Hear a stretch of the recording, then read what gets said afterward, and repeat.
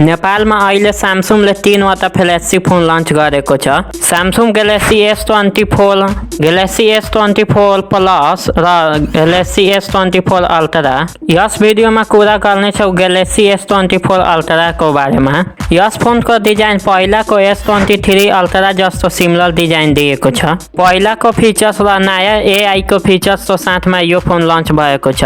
Samsung series 2024 तो best flagship phone हो। यस phone को बैक में टाइटेनियम फ्रेम यूज गरिएको छ, जुन यस भन्दा पहिला iPhone 15 Pro में यूज गरिएका थिए। यस फोन में 6.8 इंच सुपर एमोलेड डिस्प्ले दिएको छ। 120 hertz refresh rate, 2600 pick brightness छ। यस फोन को डिस्प्ले कर्व नदिएर फ्लैट डिस्प्ले दिएको छ। स्क्रीन में कर्नी गोरिल्ला ग्लास तो प्रोटेक्सन दिएको छ।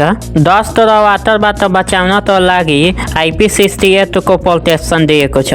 यस फोन में powerful Snapdragon 8 Gen 3 chipset use गरिएको छ। अहिलेसम्म तो फास्टेस्ट Snapdragon प्रोसेसर हो। UFS 4.1 स्टोरेज दिएको छ।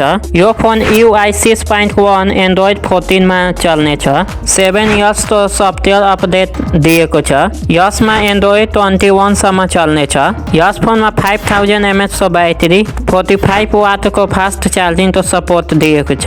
यसमा Wi-Fi 7, GPS, Bluetooth 5.3, USB 3.2 Gen 1 port को सपोर्ट दिएको छ। यस फोन में मेन कैमरा 200 MP को, अल्ट्रा वाइड 12 MP को र 2 टेलीफोटो लेंस दिएको छ। 10 MP को र 15 MP को। एउटा LED फ्लैश दिएको छ। सेल्फी को लागि फ्रंट कैमरा 12 MP को दिएको छ।